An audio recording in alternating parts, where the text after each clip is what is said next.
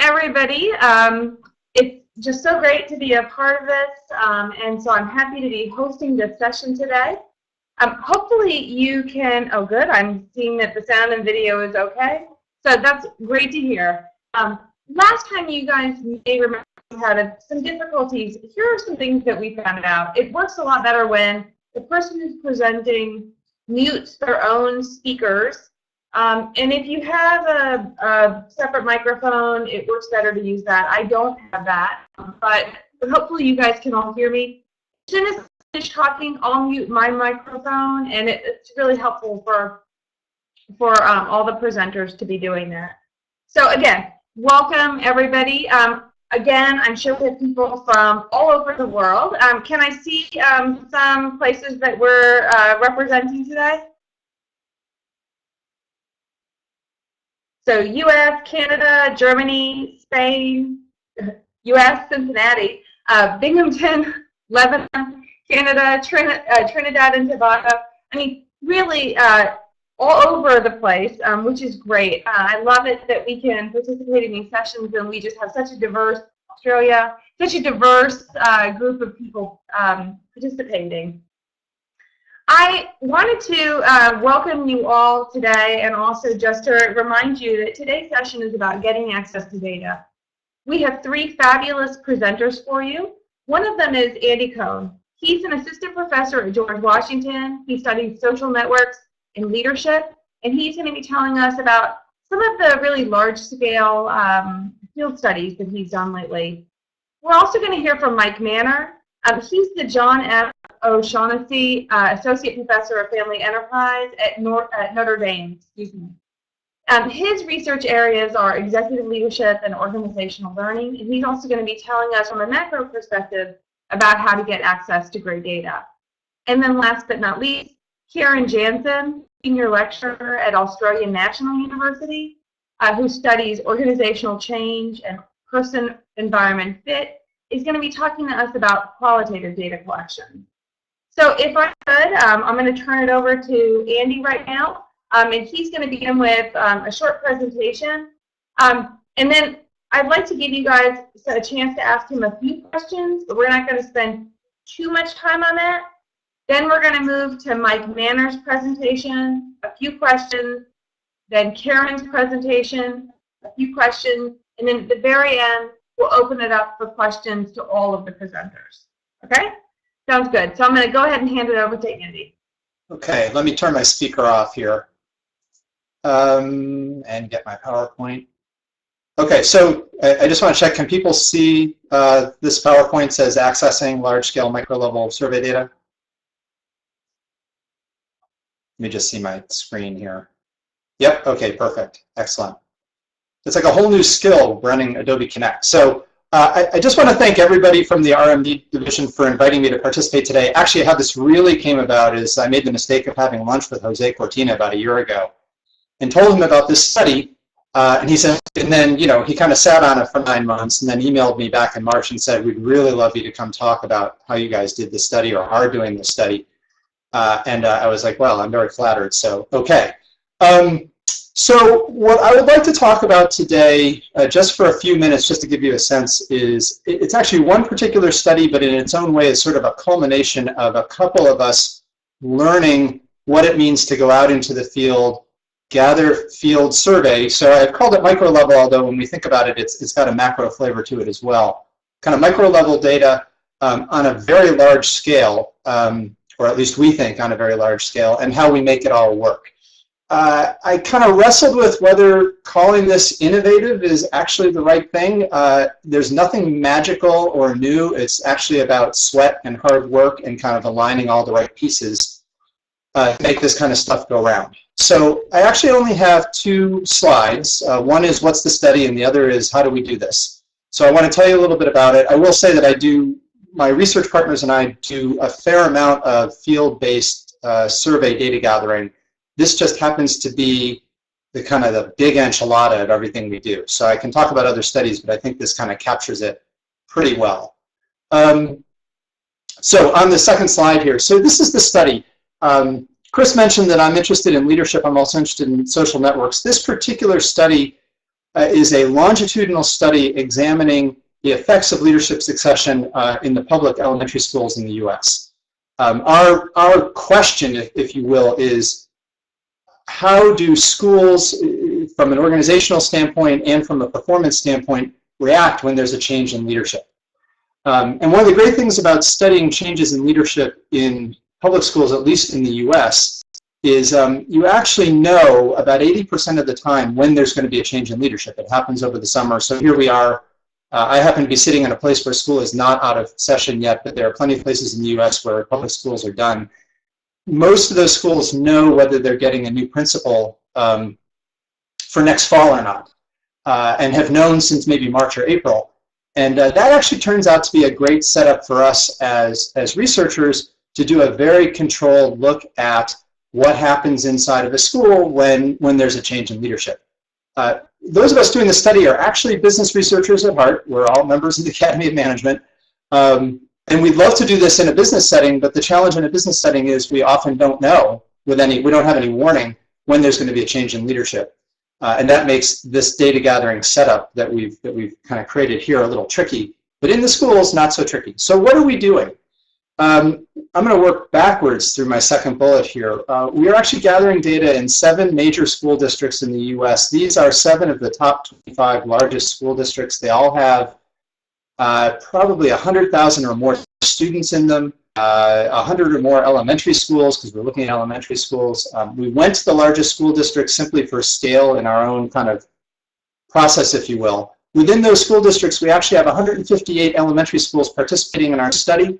And that means we have 7,000 people who we asked to complete surveys for us as part of this study. This is, so there's 2 things that are interesting about this. One is it's a quasi-field experiment.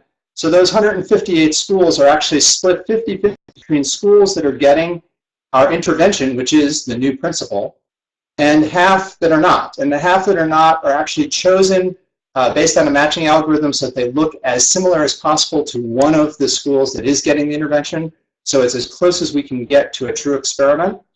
Of course, doubles our sample size, but also doubles our work, if you will. In this experiment, we gathered data before the intervention. So most of this started in the spring of 2015. And so we gathered data in 158 schools in the spring of 2015 before they got a new principal. And then we gathered data after the intervention, which is basically was over the summer in 2015. The longitudinal nature of this is that it's 5 waves of data collection. Time 0 is, as I said, in the spring of 2015. We then went back in this past fall to get sort of the initial honeymoon period. How are things going with the new principal?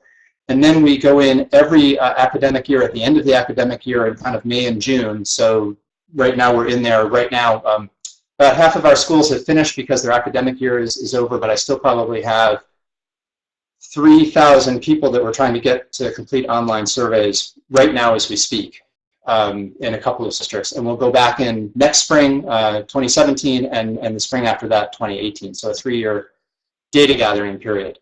Our study here is funded by the WT Grant Foundation. I'm going to talk about what they're actually paying for in a moment, because it's actually kind of funny. And I do want to say our research team, really, when this started, we were all at Wharton. I was wrapping up my PhD, and then since moved to the George Washington University School of Business. J.R. Keller is another member of our team. He recently wrapped up his PhD and is now on faculty at Cornell's ILR school. The whole study is really led by Catherine Klein, who's at Wharton, and it was both of our advisors. So the idea here, just so you get a sense, is we're actually gathering person-level data. We're actually interested in aggregating it up to the school level. So it is both a micro and a macro level study, if you will. We'll have 158 data points at the school level. We'll have, we won't have 7,000 data points at the teacher and administrator level, but we should have probably 4,000 based on response rates. And so there's quite a bit of data that's being gathered. One thing that's not on the slide here that I will add is that we did actually, because we're all network researchers, we do have a network question in each survey, which actually means that every school has a different survey because we're interested in the networks within those schools. That's a minor point, but it creates a tremendous amount of complexity for us in our in our data gathering. So my point here for this session is that if you kind of stare at this, I'm hoping at least some of you are going, wow, some combination of, wow, I'm really impressed with you guys for getting all these schools to participate, or wow, I'm really scared and I could never do that. And so my point is to have you think the first, but not the second.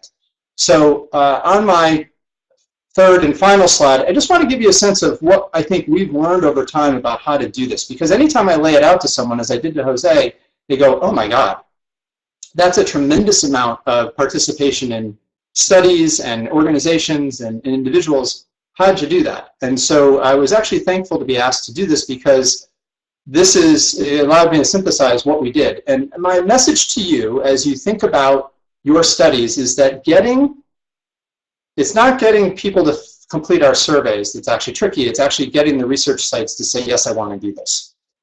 And what we learned over time is that getting research sites is basically a sales and marketing effort. And so since I'm in a business school, and you're in a business school, and I'm guessing many of you are in business schools, it's basically good old-fashioned sales and marketing. What are our things? First is you need to have an attractive product. You need to have a value proposition to the research site, which in our case is not the school, but the school district, that they say, wow, I really want to participate in that. For us, it didn't take long to be able to say this study is about figuring out how to make leadership successions go well, when in actuality they often don't go well. And leadership within school districts kind of bought into that fairly quickly and said, okay, I got it. But we had to work for probably several months to fine-tune that message to the point where we understood how to talk to superintendents and assistant superintendents in order to make this go around. I have the dash point here that says for participants.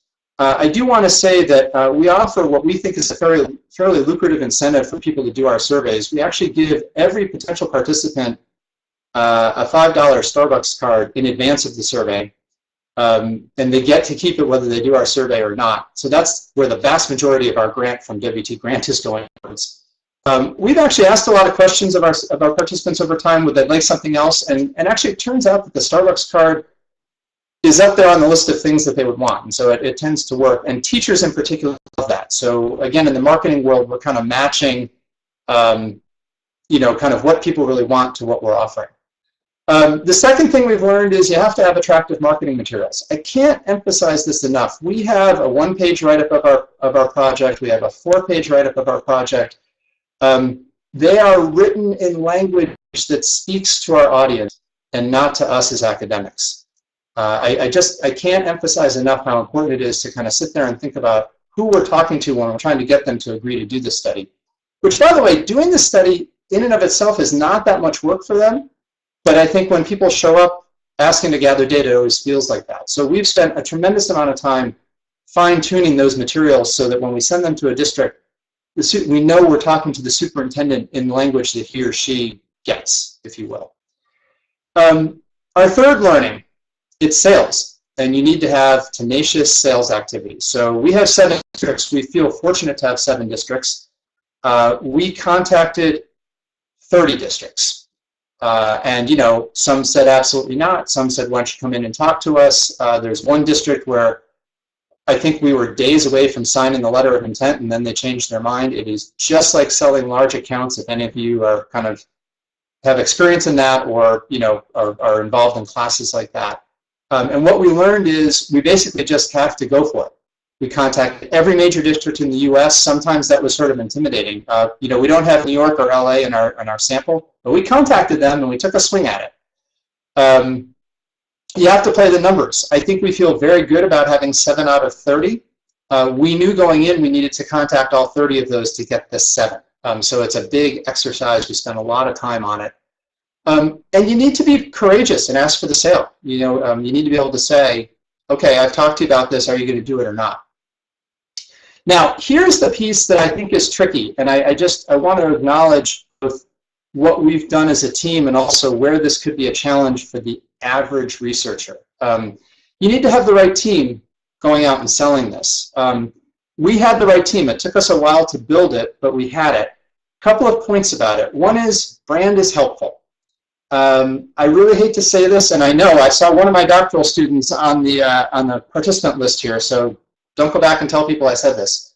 But when I call and say I'm from George Washington University, it doesn't get nearly as positive a result as when Catherine Klein calls and says she's from the University of Pennsylvania. And so having people on your team that carry universities with brands that people recognize actually matters. And that's a very interesting kind of partnership learning. And it's not, just to be clear, this is Catherine's project, so she's the leader anyway. But it's important to have people who can capture people's attention, if you will.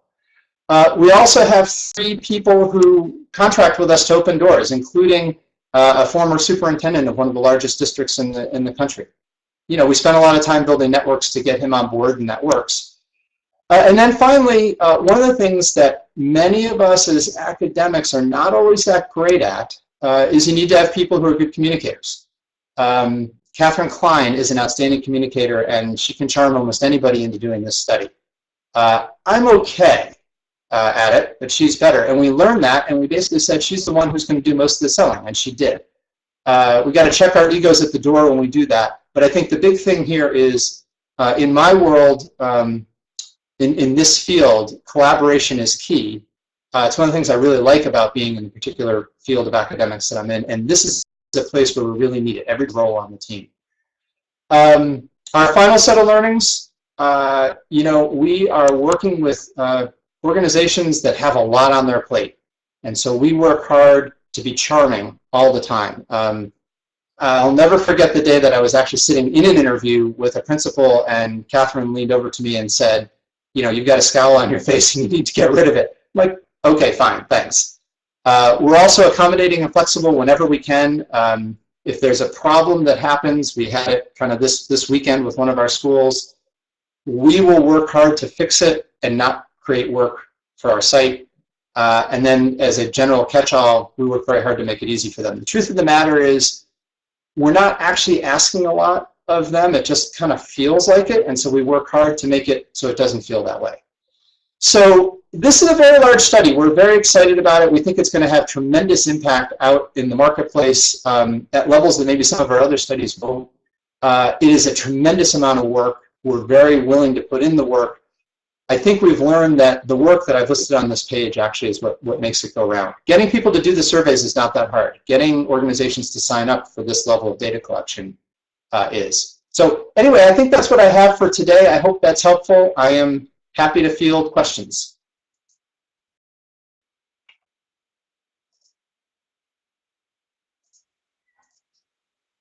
So this is Chris. When you guys have questions, just type them in, and we'll take, let's say, 5 questions before moving on to the next presenter, and then we will turn to Mike Manner. So am I typing my answers or speaking my answers?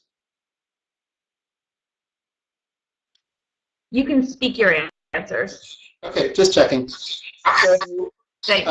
I've got, what are the district's #1 concern and how did you handle it? So I actually want to give you 2 answers to that. In fact, let me get my speaker again, hang on. The one thing I didn't mention, just to really scare you off, is that in the US, every school district has its own version of an IRB. And so we actually, if we have 7 school districts, we actually have 8 IRBs, 1 at Penn and then 1 in every school district. So the school districts are very concerned about negative impacts on students of anything that happens. The good news for us in our study is we don't talk to students. And so once we can make it clear that we don't talk to students, that concern tends to go away. I think the second concern is we ask the teachers to do a lot. Do we really want to ask them to do this as well, even though it's only 20 minutes a year, which it really is? And so we try to make that go down by distributing Starbucks cards, by creating a wide window when they can do the survey, and it's a 2-week window. They can do it from any computer. We try to just make it very easy for them. This has been my experience, and I want to generalize for 1 second to my other survey studies. My experience is that the initial pitch of a project feels like more work from the research site's perspective than it really is.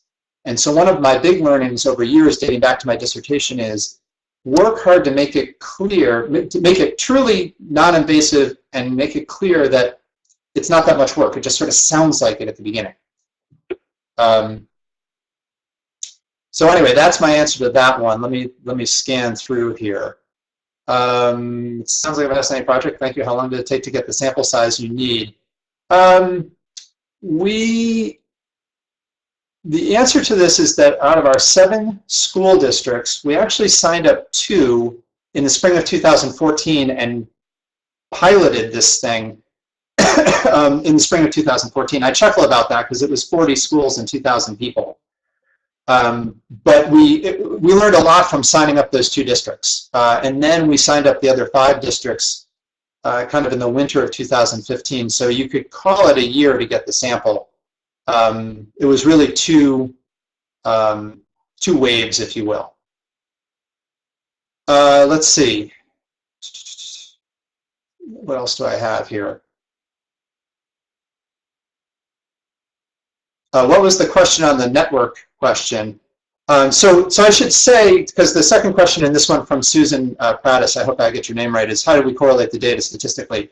We are still in the middle of data collection, so there's actually been very little analysis that's been done. We'll do a lot after this wave here in June because we'll have a full before and after, if you will. The network question is, there are different ones for different people, but it's basically a who is influential within the school. Who do you see as influential within the school? And so we're building a picture of the influence network. I only have one because if you've got 50 teachers, then I have to ask you to do a 50-person roster network-based question. What else do I have here?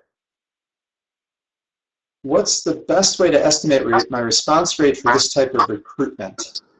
April, I'm not 100% sure that I understand that, but let me take a swing. We do have across our 160 schools 7,000 people who are asking to complete surveys. We measure response at the school and actually at the position level. So teachers are different from principals or different from assistant principals. We know that we get about a 50-55% response rate to our surveys. We also know that some of those are not going to be complete surveys, so we're going to have to go in and kind of wrestle with that. All of that is done at a very detailed level. So I hope I've answered that question, but it's the response rate measurement is fairly straightforward, I think.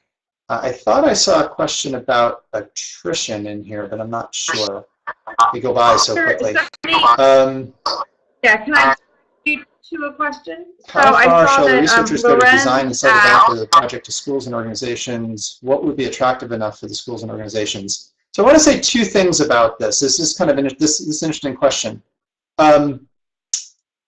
Not on this project, but on a couple of other projects I've done, I realized that I was halfway into selling the project and I was starting to change it to meet the organization's needs. This is a very fine line. I think you need to research your research question, and if somehow organizations are asking you to change your study to the extent that you're not going to get at your research question, I think that's a really big problem, right? And so I think, I realized in the middle of that data collection that we either needed to say, no, we're not going to change the instrument, or no, we're not going to do the study. And so I think that is something that's important. I think the bigger message for me is really think about what would it be like to sit in the administrator's job at that research site, and what would make this attractive. And often it's a small change in what's actually in the study, or a small change in the framing of the study, that will get that done. And that's been my experience more often than not. And now my favorite question, and Chris, I may end with this one, but Inez asks, your project is going to take an awful long time. A paper won't be published until 2020. Do you have concerns about this long timing for promotion, tenure track? Absolutely and completely. So I'm actually in the final year before submitting my tenure pack. This project is going to have absolutely no impact on tenure, and there's an argument that says I shouldn't be involved in it. Okay? I love this project. I actually think it's one of the most important things that I'm working on in terms of the impact it will actually have in the world. I work very hard to kind of bound my time on it because I have to work on my other projects that are more central to my tenure decision. But I think we also have to you know, we also have to kind of do what we think is right. And so that's kind of what I've done here. But I think if you were gearing up, you know, if you were part of a team and this was 10 or 15% of your time, I think that's a great way to go. So I see Chris saying that that's all for the questions for me. Excellent. Thank you all very much for your attention. I look forward to hearing from Mike.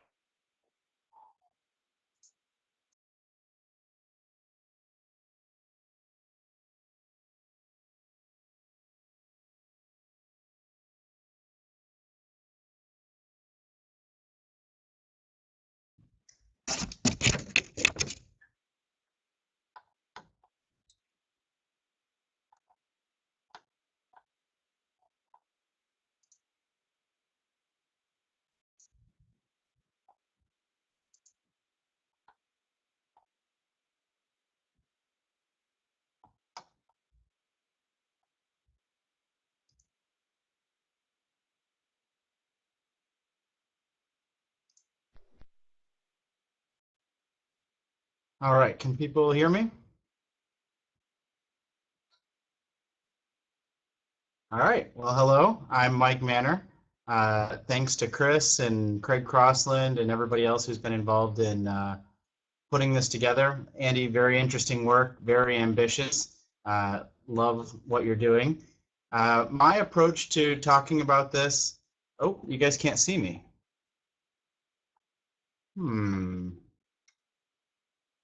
Let's see. Can anyone see me? All right, let's see. How do I get my picture shared? Start my webcam? Maybe that would do it. Okay, can you guys see me now?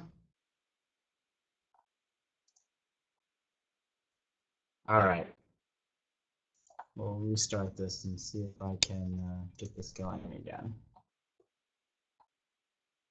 Okay, can everybody see the slides as well? Okay.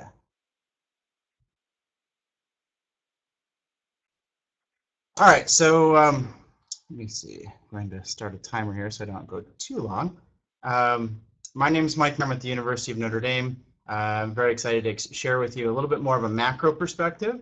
Another thing that's a little bit different about the way I'm going to be approaching this is that I'll be talking about this in a kind of broad sense. I'm not going to talk about one specific study, but rather I've done a couple of different things, and I want to share some thoughts that I've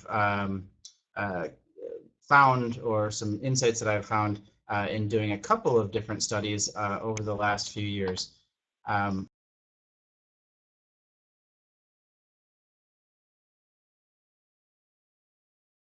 Mute my microphone.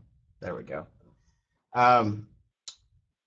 So I'm going to talk about a couple different things. So the first thing I want to talk about is some overall thoughts about how to approach this type of work, and a couple of different to kind of encourage people to take on what I think of as more ambitious projects, kind of like what Andy's doing. A second thing that I want to talk about are 4 specific unobtrusive approaches to measurement. Some things that have become quite popular in the last few years that started in bits and starts and now are kind of going pretty well, to give you an overview of those potential methods. I'll talk about novel act points, so in very high level, 12 different ways that you might think about getting access to data that might help you to get access that you wouldn't otherwise get. Beg, borrowing, and stealing is certainly one way, and Andy is an inspiration in going to these very large school districts, but there are a number of different ways you might think about this, and then I will give some kind of final points for this type of research.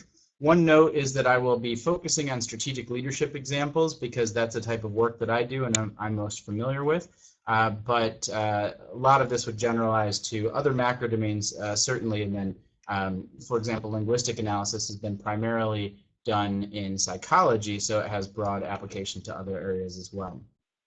So in terms of overall thoughts on innovative data collection, one, and this is kind of an overall theme of my work, is to consider unobtrusive designs. So unobtrusive designs are basically where you can get rigorous, highly reliable, highly compelling measurement of constructs that are of interest to your work but do not require in-person contact. So some of the things that I'll talk about do require in-person contact, but a number of these do not, and those are particularly attractive to strategy researchers who often use distal metrics that are pretty disconnected from the reality of people's lives. So for example, self-report psychometric scales are not as common in strategy, but you can use certain elements of that with these unobtrusive designs. So I'll talk about a few of those. A second is encouragement to be bold with the design of your studies, but to think about it strategically. The timelines for aggressive research collection mechanisms do tend to go long, but you can think about this strategically, and one method is to use only 10 or 15% of your time for a project that maybe is much more long-term. But there are some other things as well. So for example, when collecting data from CEOs, a typical response is to try to go bottom up, to come from lower levels of the organization and get access to CEOs. Actually, it turns out it's much harder to go up in organizations than it is to go down. So if you can get access to a board member that can then ask their CEO to participate, it works a lot better that way. And I'll talk about a few other specific things as well. Another strategic issue is, in my particular work, the hardest thing has been gathering data from top management teams. In my experience, it's been much easier to get access to CEOs, particularly when you're doing matched sets. But another one is that we asked for access to spouses, CEO spouses. I thought we'd have a 0% response rate for those. As it turned out, we had an over 80% response rate from spouses of CEOs, where the top management teams, we struggled to get 30%.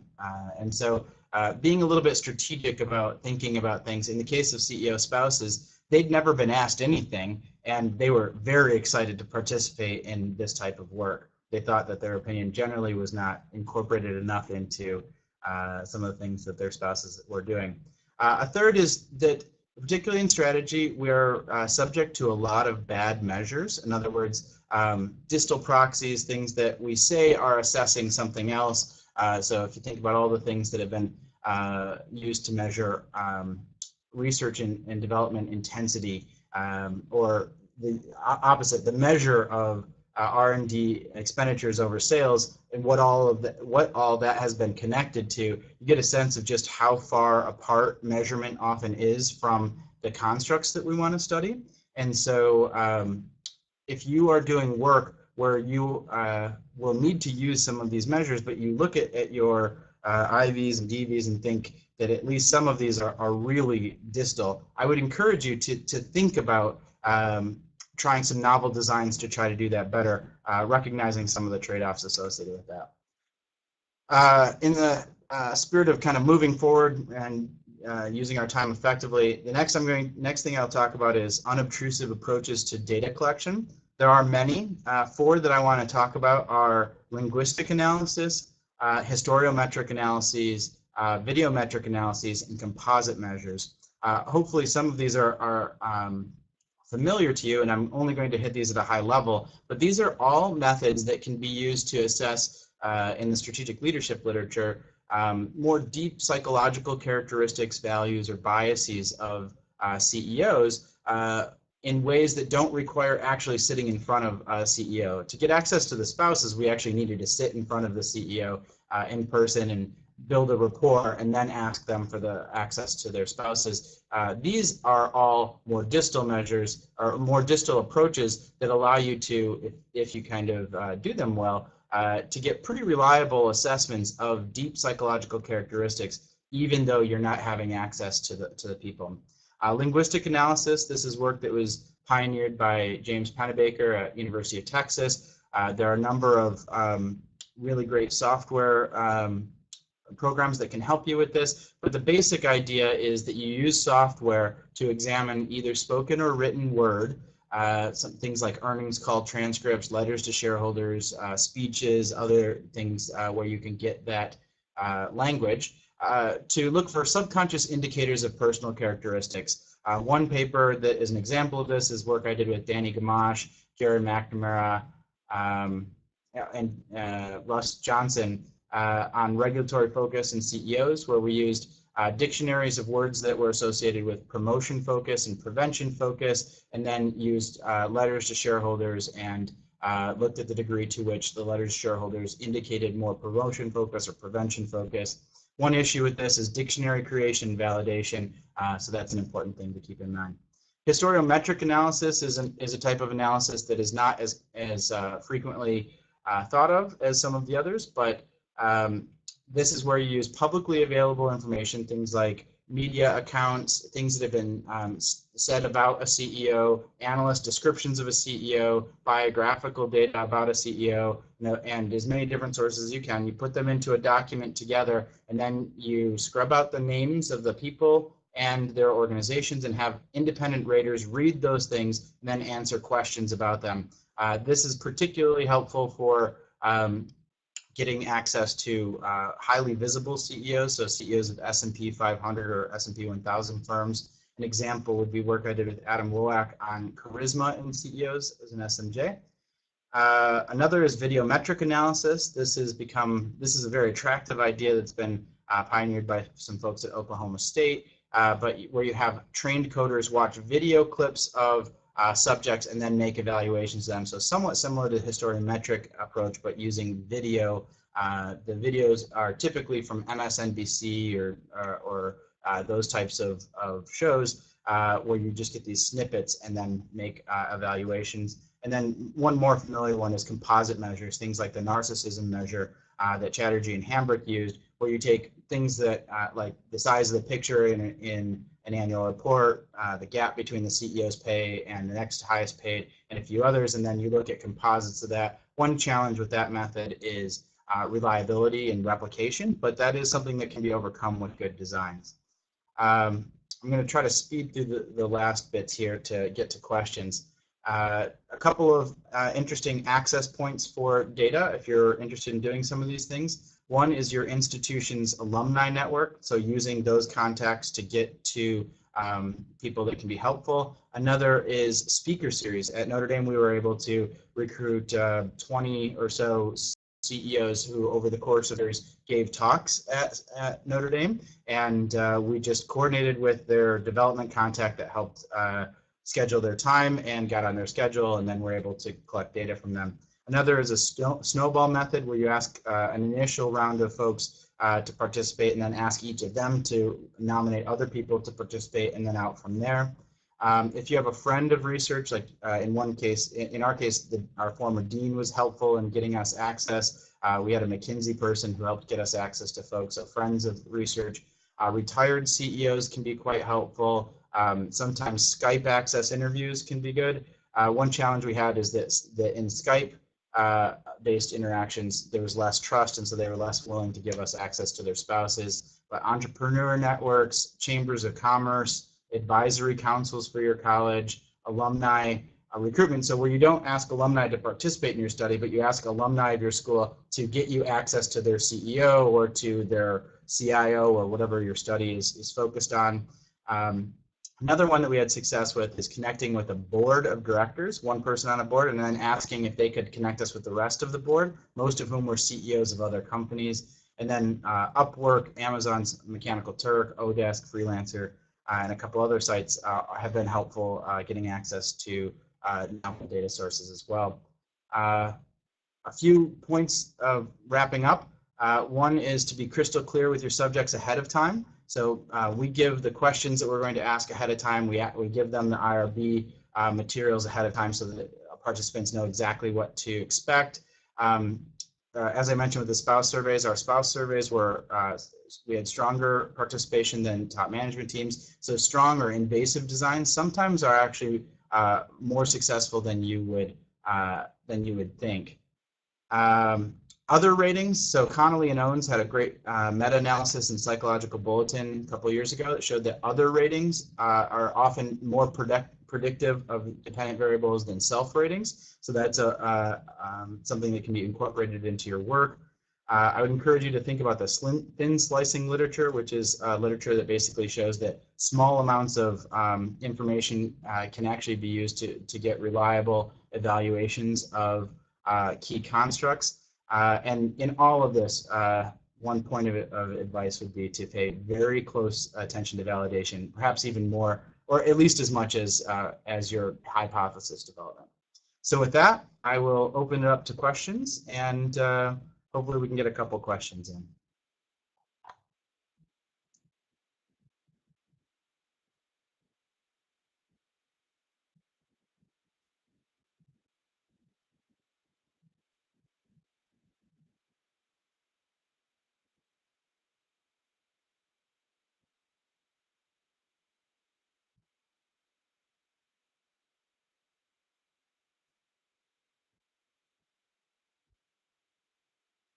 So thanks to Andy for echoing the top-down approach. If you go, I can imagine in the teacher study, if you went through teachers and tried to get access to the superintendents or principals that would make decisions, that's a lot tougher than coming from maybe an industry association or the superintendent level down. What are AGM videos? So Susanna, you asked about AGM videos. I'm not sure what those are. In the meantime, I'll talk about Mohammed's question about bad measures.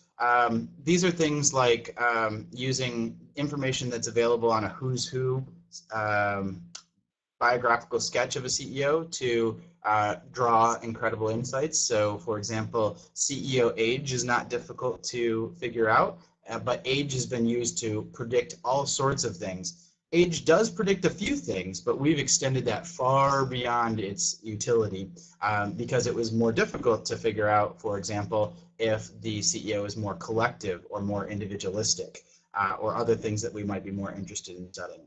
The annual general meetings of listed companies. Yeah, that would be outstanding. When we do earnings calls, transcripts of earnings calls,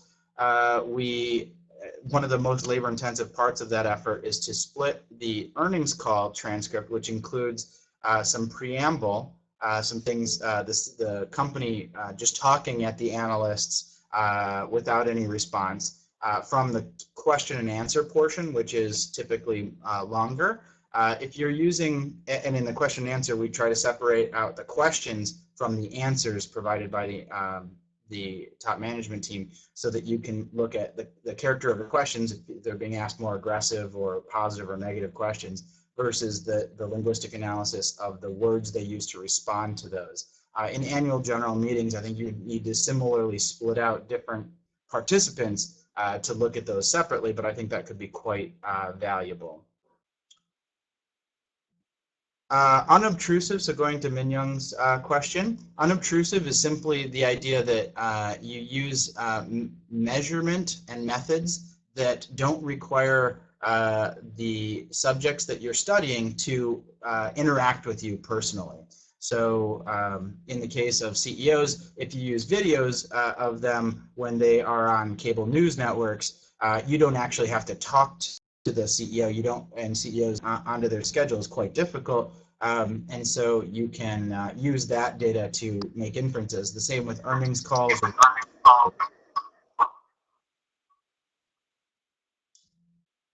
Yep. Training for video coders. Maybe this will be maybe I'll do one more question after this. Let's see how we're doing on time, actually. So either this question or the next one will be the last one. Training for video coders is similar to training for historiometric coders. You typically want to give them a training set, which is to have them code things that have been previously coded and shown to be reliable, and then look at the degree to which their estimates of those characteristics align with averages from others, and then evaluate those with that person. These are evaluations that would not be part of your sample set, but are just used to get training associated. So you can, for example, show, oh, here are some areas that demonstrated charisma that maybe you weren't accounting for when you were doing your design. So those types of approaches can be pretty helpful. Do CEOs appreciate a more scientific description of what you're doing, or do you need to frame it in a more practical way? Absolutely practical. CEOs, in my experience, do not care at all about our more scientific aims.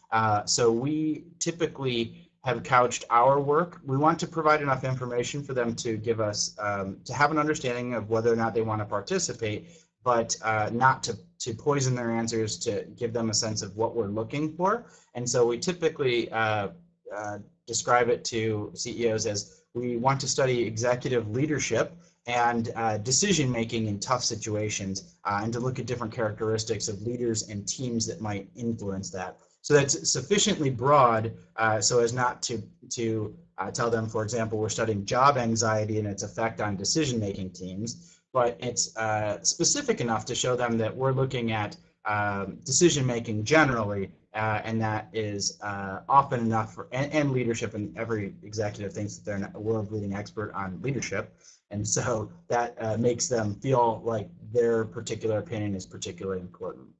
So with that, I will hand this over, and thank you so much for participating, and I look forward to Karen's talk.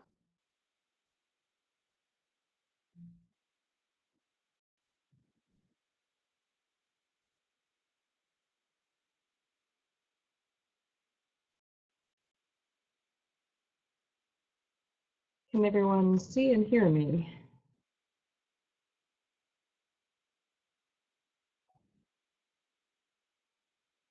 Excellent.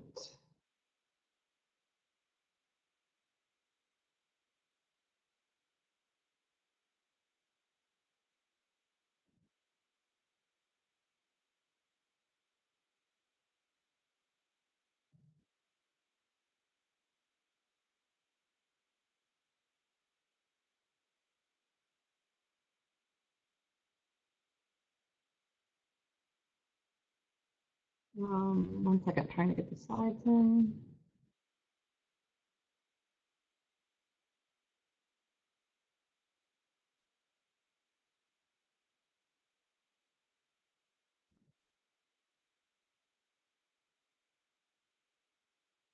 Oh, the slides are not working.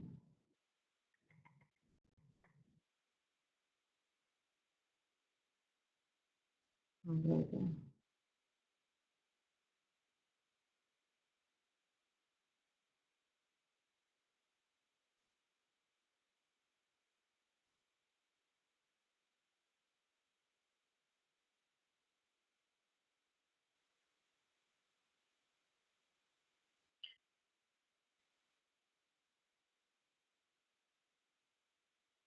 Karen, if your slides are taking a while to upload, I think what might have worked better before was to just share your screen.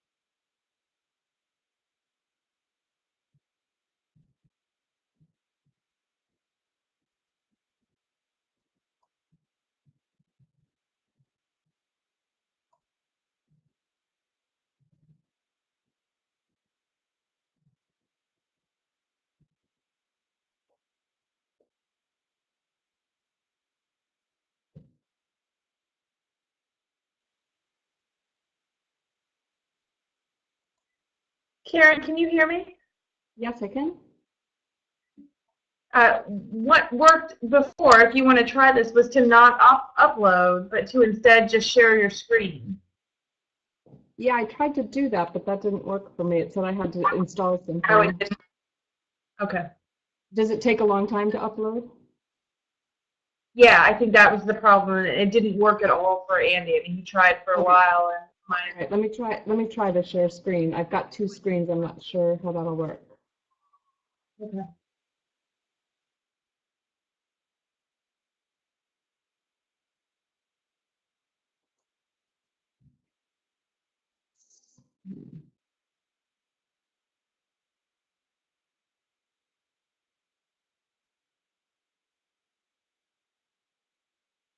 It's not all that important in the end, but share my screen. Okay, let's see where to go. I don't know what to do. Which one? Karen, can you hear me? Yep. Almost It there. looks like it's doing something now. Yeah, I'm trying. I have two monitors, so I want to make sure I get the right one.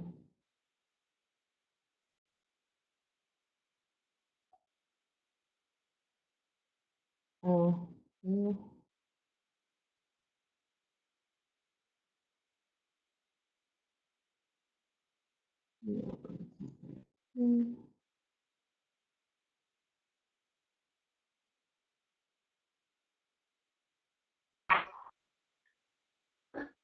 Karen, we can see your slides.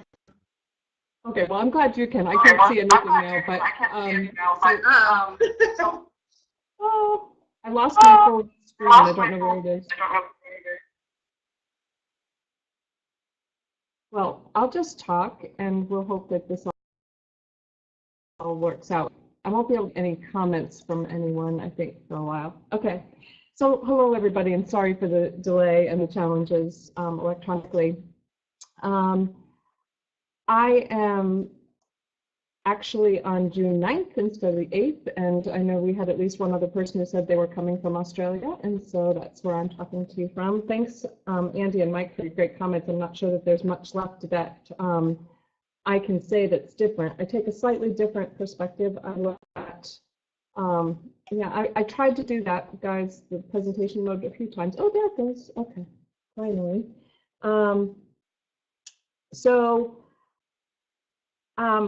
I come from a more qualitative perspective, although I've done both quant and qual research, and I consider myself multilingual in that regard. I thought I'd start with where I've obtained data, how I've obtained data, the sort of connections that I've used to do so. My dissertation was probably the most interesting story. I wanted to study change at the very early stages, and so I needed to get into an organization before they were changing, and that's a hard ask, and it requires a lot of trust building and a lot of discussion and a lot of conversation. And I was pursuing something like 7 different locations simultaneously, which was a lot to juggle. And but the things that I found very valuable in trying to obtain that data site were personal connections. You know, we read about all the time, oh, this is a convenient sample, but honestly, this is a lot of how we gain access, is if I know somebody who's in that industry, who has a connection, you know, we draw personal connections as much as possible. It's not unethical, and it's not going to taint your research. It's actually a great way to gain entree. Another thing I've used is MBA students, not only, you know, to do some kind of quantitative survey study, but to snowball to reach their organizations or to connect with executives in those organizations. Alumni associations, I think somebody else already mentioned that, are a great way. We've got, you know, a lot of proud alumni who want to help and want to get involved in research, and so it's a wonderful entree into organizations. I've done a lot with multidisciplinary research or different grants that combine people with different skill sets. One of my largest data sets that I've ever collected was in the wood manufacturing industry. Who would have thought but there was somebody in the forestry department who was really interested in management issues and contacted me and started working together and got a huge grant and gained access to a lot of different sites. So you never know where those opportunities are going to come from. Another thing I've done is, because I study change and I have connected with practitioners or scholar partners, people who sort of span that divide between research and academia, between academia and practice, and that's been a very fruitful way to sort of gain entree into organizations that you might not have otherwise have had access to. It's a bit like Andy's comment earlier about Catherine Klein having that sort of, carte blanche. I think certain practitioners at high levels are really influential, and so if you kind of sell them, then they'll sell you, and that can be very valuable. And then finally, to me, one of the ones that is kind of my best kept secret, but not anymore, is anytime an organization is having a change in leadership, it's this great window of opportunity to gain access. And that's how I got my West Point dissertation data. There was a new leader who had just been appointed, contacted him, said, I think you're going through change, I would love to talk with you. And he said yes, and there's a bit of ego involved when a new leader comes in as well, and they want to make their mark, they want people to notice what they're doing. And so I always watch the news, I see where change is happening, and it really, in my experience, has provided a great window of opportunity to study organizations. And then I have just a few tips. I'll figure out how to get to the next screen. There we go. So some considerations that I have, and some of these echo things you've already heard, so I guess if you hear it 3 times, it must be true. But a little bit different from some of what, I think Mike said, call as high in the organization as possible, right? And absolutely agree. But I also suggest simultaneously starting small. Small asks, small commitments. Here in Australia, I have learned that it's all about coffee conversations. And so what real business happens in cafes over a very nice cup of coffee. And you sit and you chat and get to know each other. And this is particularly valuable in terms of doing qualitative research, where trust is absolutely essential. You're going to be in there for a while, and it's all about those connections. So I sometimes will just invite people for coffee, talk about what I'm working on, what I'm interested in, without even an ask, just sort of planting the seeds, because that snowball approach suggests that you'll still get opportunities just from those connections who might know somebody who's interested in this kind of topic. Sometimes I just cold call people and say, I would just like to interview you to get some information. And this may be early in your research process where you're just trying to understand a phenomenon better or see if it's out there in the world. So an interview is a small ask, 30, 60 minutes with one key person, and you're not asking for the whole ball of wax yet. Another thing I've found is very effective as a small start is observation. Could I just come and watch your kickoff meeting? Could I come and watch the way your announcement for this product goes, or whatever? You're not asking for anything. You're a fly on the wall, but you're there. And I think that on the ground thing is really highly underappreciated, but very effective. It is sometimes just being there is half the battle. Idealism versus realism. I'm an idealist, and when I design my studies, I'm always thinking about how to make it, bulletproof, perfect. And the reality is there is no such thing. There's no perfect study, and there is no perfect site. You might say, but I want this kind of organization that has this kind of access that will give me turnover data for the next 20 years and all those sort of, motivations. You're not going to get that. And so I think you have to really create contingency plans, if you will. this site gives me X, but it doesn't give me Y. And ironically enough, when I did the West Point study, I didn't want to go to West Point. I didn't want to use them. It felt too easy. It felt like I wasn't going to get what I wanted to get from it. And I kept pursuing these other opportunities. And we'd get 3 months into negotiations, and then all of a sudden they'd pull the rug and you're starting over again. So it was a long process. But what I found was, in the end, West Point was great because they gave me carte blanche access. Once you had access to everything. I could tell you how much, an individual cadet could bench press.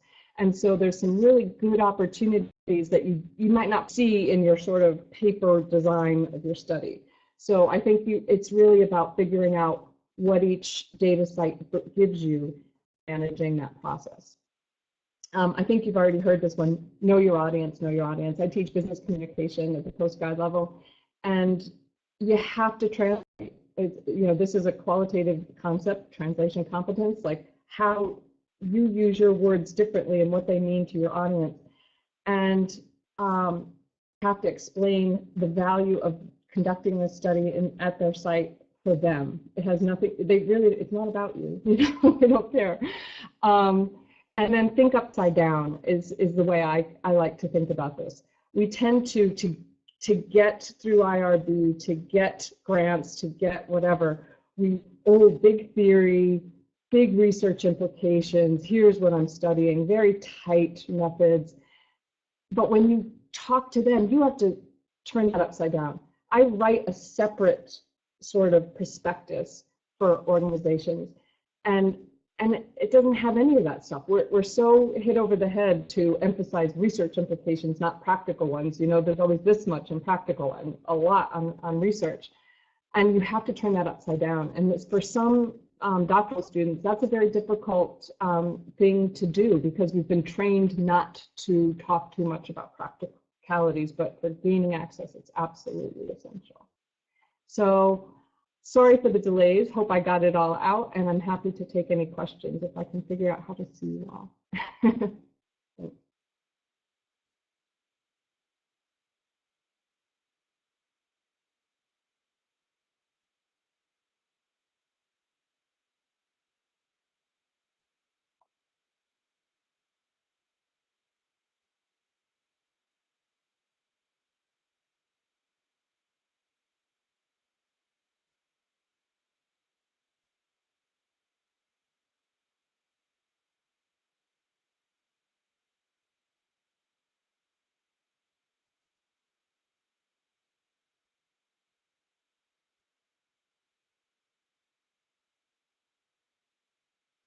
So the first question, do you use any social media? I'm a big fan of LinkedIn, actually.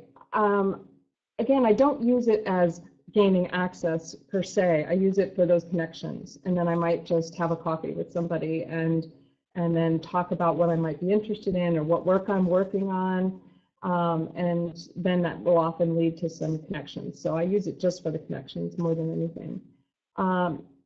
As far as writing a white paper, I don't think you should formalize it. In fact, I think you should practice a 1-minute elevator pitch, which is, if I have the opportunity to run into the CEO of X company, what would I tell them to catch their attention? So to me, the more you write, the worse that's going to be. That's my own personal opinion.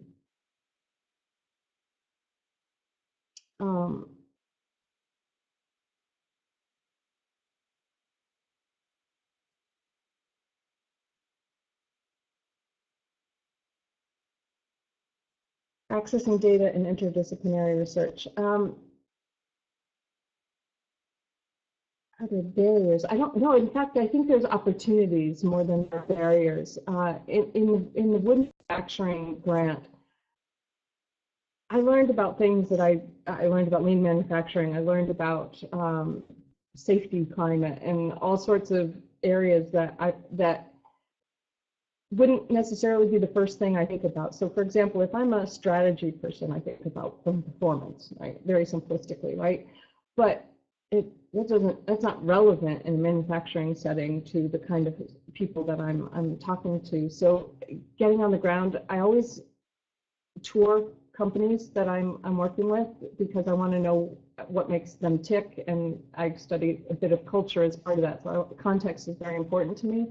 So I walk around, I talk to people, I get to know what matters to them, and sometimes I've changed, you know, what variables I'm using, what constructs I'm looking at because of that context. So I think you have to be a little bit flexible when you do multidisciplinary work.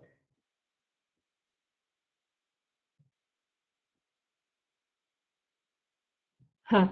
Sean, very interesting question about maintaining access. In fact, I'm in the middle of that right now, working with an international law firm. We've collected 4 waves of data, which is fabulous. We're very excited, but we want 2 more, and we're very worried that we're tiring them out and they're going to run away from us. And so you have to provide value at every turn, and you have to listen to them. We have argued every wave of data collection. This is quantitative data collection, although we're also conducting interviews on as well during this process. But we've had to shrink the size of our survey every single time, and we've gotten it down to a 4-minute survey, and they want it even shorter next time. So I think you have to be, again, flexible here and respond to them. If you have to do that value, you know, trade-off is, can you get by with, you know, one measure at one time point just to make it a quick pulse survey, especially when you're in there for the long term. I think I'll.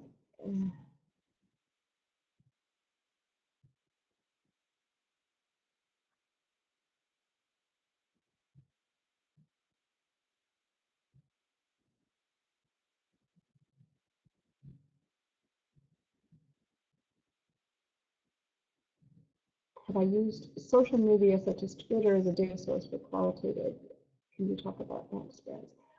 I am the worst social media person. I work with people who are really into it. I have never tweeted. I don't speak that language. I think there's a plethora of research that can be done, and that platform that can be used in a really variety of interesting ways. So I think that that's all great opportunities. It's just not my forte and may never be. So more power to the people who play in that platform and can see the value. I think I'll stop here for a moment and open it up for all of us to talk and field questions. And this way maybe I'll get my screen back and can see you all better.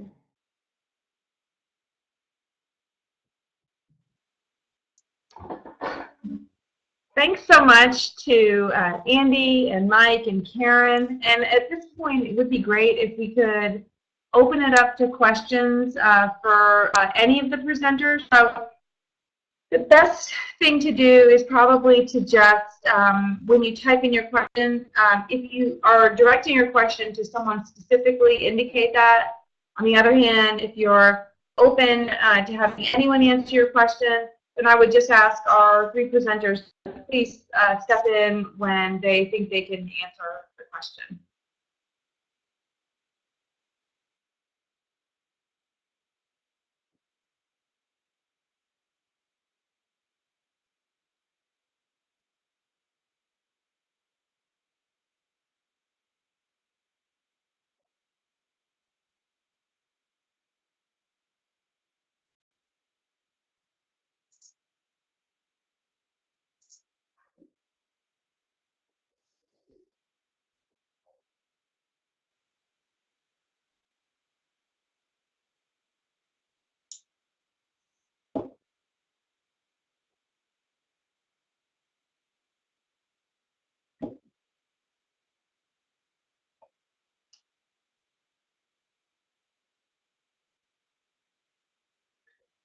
So it looks like our first question is from Mohammed, how do you report, how do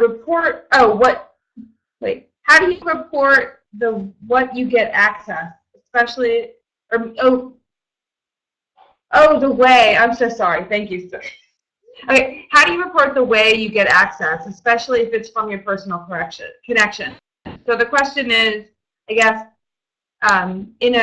when you would submit it to a journal, how, what would you say in regards to that? And that can be open to anybody.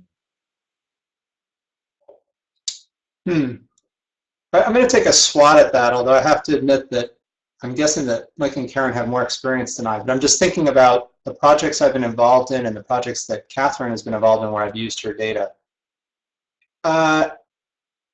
With our school principals thing is an exception. Almost every other data set we've been involved in comes to a personal connection at some level.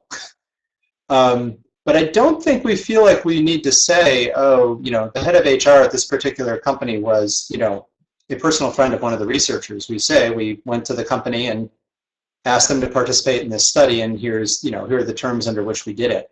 I'm sitting here thinking as the question is being asked and I'm answering it whether that's a problem, but I don't actually think it is, as long as the terms of the agreement and the IRB are lived up to. I agree with you, Andy. I think that you don't have to say that, hey, it was my next door neighbor who connected me to the CEO of such and such. The one caveat I would have is if it's a personal connection that gains access and you're doing sort of qualitative interviews with that person as part of it, then that's something you absolutely will need to reveal in your write-up, that you had a relationship with this person at some level or whatever, so that, because in case there's bias that's introduced during the interview.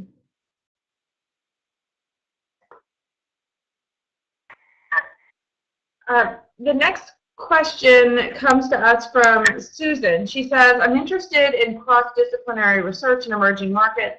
Some locations are physically much difficult to get to, others are linguistically challenging, and in still others, it is just too dangerous as an American citizen to travel there. What suggestions do you have for me as I proceed?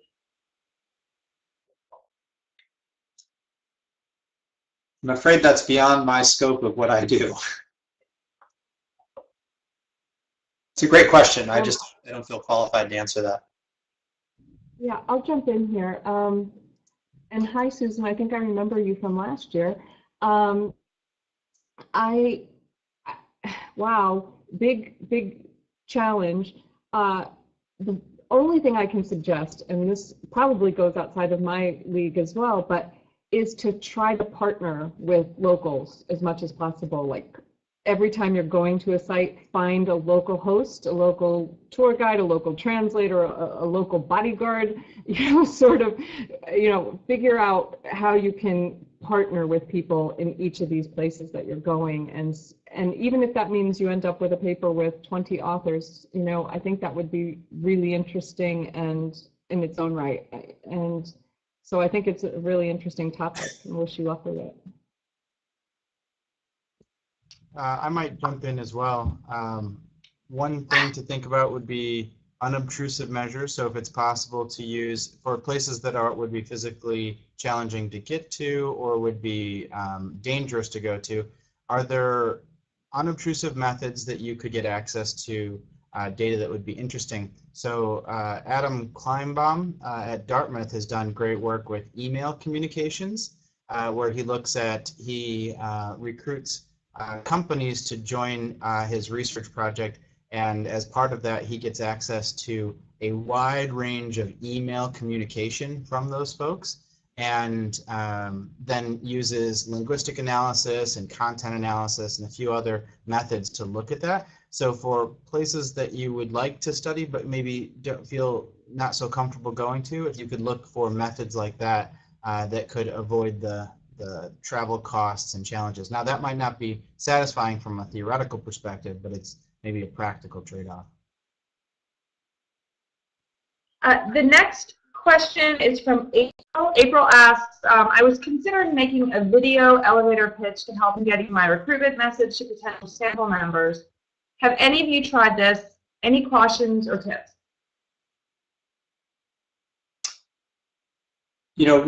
we talked about it. We didn't do it.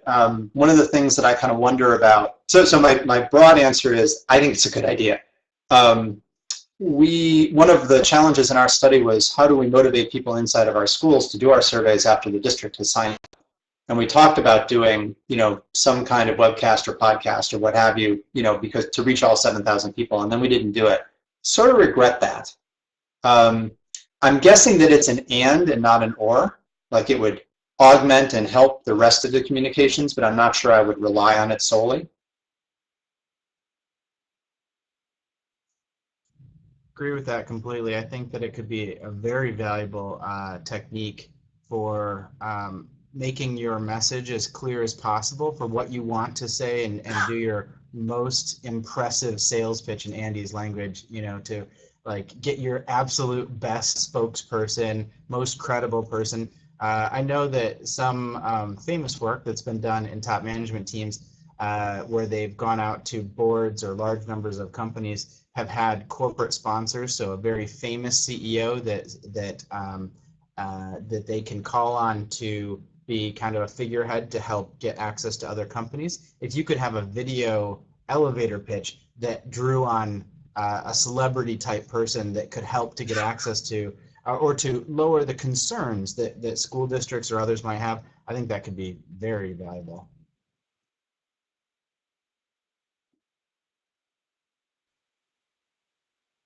The next question is from Ahmed. He says, I have a question about the trade-off between conducting longer surveys, meaning having more measures, and managing the response rate and quality of data. How can we manage conducting a long survey in an organizational setting?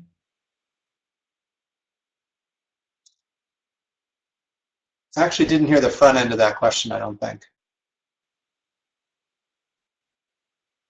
I'm sorry, the front end was, I have a question about the trade-off between conducting longer surveys, so having more measures, and managing the response rate and quality of data.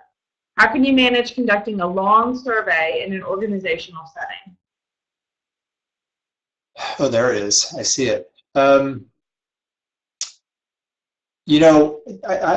want to take a swat at this, but I have to admit, I think that my team and I are kind of junkies because everything we do turns out to be a long survey.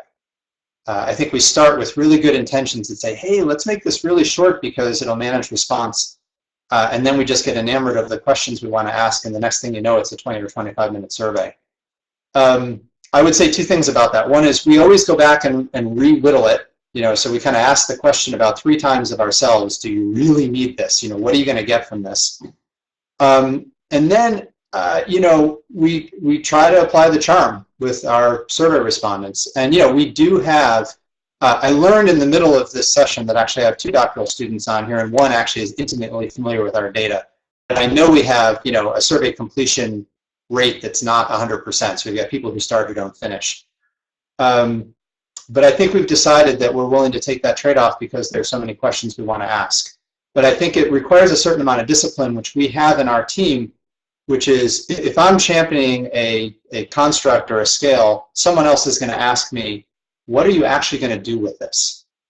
And, we have this multi-wave data collection. I know we had a discussion after wave 1 about a handful of things that I had thrown into wave 1 that with retrospect, we all said, you know what?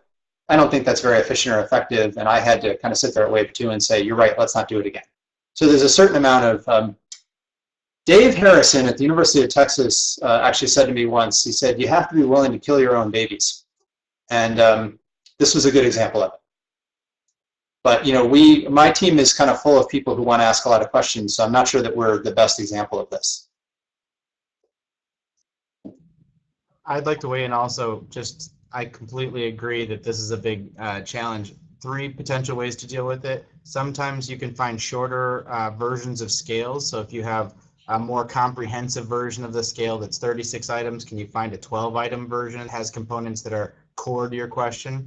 A second, as both Karen, I think, and Andy have mentioned, waves of interaction with folks. And so if you can manage the early initiation of that relationship, that can be helpful. But as folks will point out, continued participation in multiple waves is also a challenge. One way to handle that is to give accumulating rewards. So if you participate in the first wave, you get a certain reward, but if you make it to the fourth wave, you get sort of a pot of something great. So if it's Starbucks, you get a certain amount of Starbucks, and if you make it to the end, you get a lot of Starbucks or something like that, if that's a key challenge for your work. I'll just add one other comment to this. I'm actually getting away from very long surveys in general. I'm finding that organizations and busy executives are much happier with short 10-item pulses. And so I vary what items are in each pulse. And so eventually I get the full suite of what I'm looking for, but they're very, very more willing, if you go in that small ask category, start very small and give them really great value and then move from there. So Shan asks, for appearing attractive to organizations, how important is having a personal brand, such as having an attractive personal or a personal web page or a lab web page, or having frequent social media presence or something like that?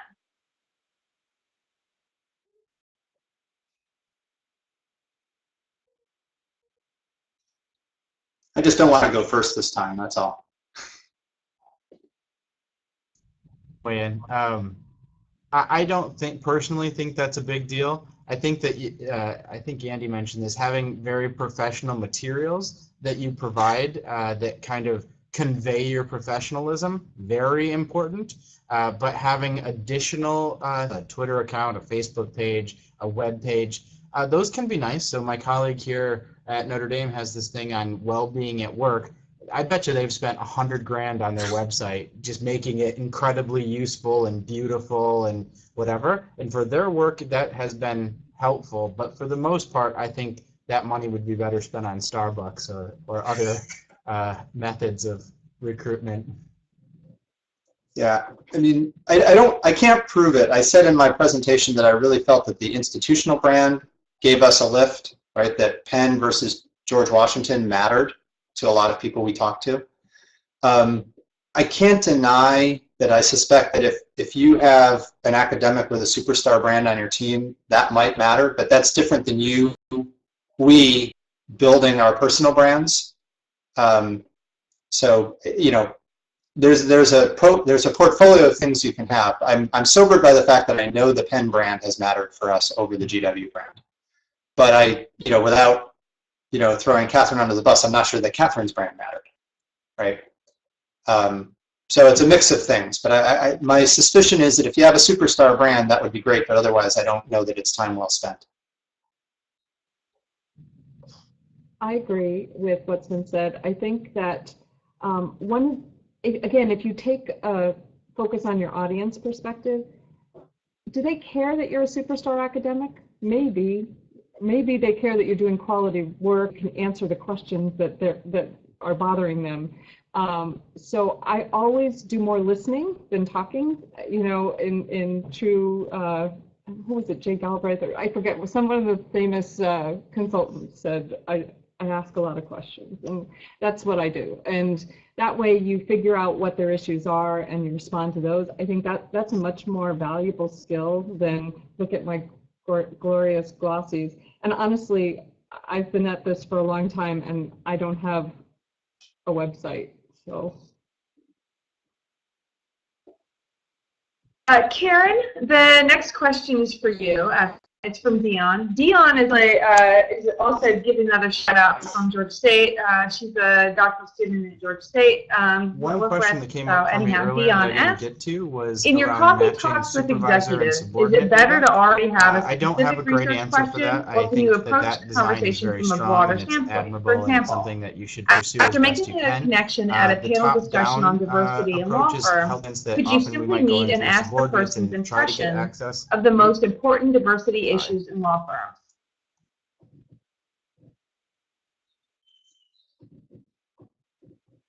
I think we just had talking at once. I'll just quickly, I tried to get to Dion's question while I was answering the other one about It's, for me, I'd rather have a whole conversation, ask a lot of questions, rather than pointedly get to my agenda in research question. In the example, again, I don't want to have an agenda when I make these connections. I always start small asks, small connections, because if there's value in that interchange and you give them your business card, they will call you back and they will, you know, seek you out, and you can always follow up, you know, a day or so later. It was lovely to meet you in that panel, and, you know, happy to talk to you more about what's going on in your organization, that kind of thing, rather than, and I have this hammer that I really need a site for. I think you don't want to hit that too early.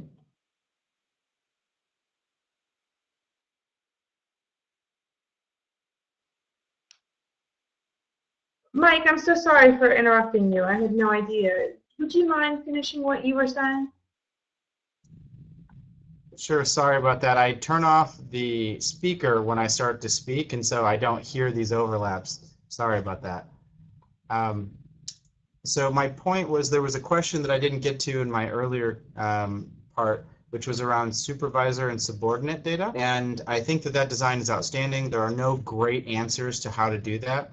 One piece is to come through the supervisors. Often we come through the subordinates and try to ask them to get us access to their supervisors. That can be more difficult than going through supervisors and asking for subordinates. In the case of CEO research, what I did was, or what my partner and I did, is we started off asking the CEO if they could give us the email addresses for the members of their team, and that we would contact them to ask them to participate in this research. Our response rates were abysmal, like horrifyingly bad. And we altered our strategy in part because we had one super aggressive CEO who didn't want us to have email addresses or anything. And he's like, no, I will contact them directly. And then he followed up with them to make sure, did you get a response from so-and-so and so-and-so? And from that point on, we asked the CEO to coordinate our interactions with the top management team. It still wasn't great, but it was much better. So just one point of experience.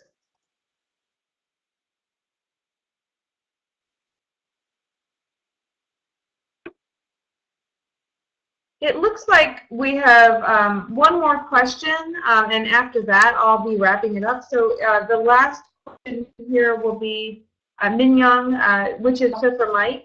How do you think about using computational modeling, for example, index of executive leaders' characteristics, to simulate and predict the firm's specific outcomes? If the results come out from using unobtrusive measures and the simulated results are similar, then that could complement the characteristics of each of the methods. In brief, what do you think about the benefits of simulation methods such as agent-based modeling or computational modeling to use in organizational level leadership studies? So generally, I love this idea. Anytime you can do multi-method to look at the same research question from different angles, I think that that lends both enormous scientific support for what you're doing, but also just from readers and audiences, just a certain amount of like deference that what you're doing is really trying to get at this issue from different directions.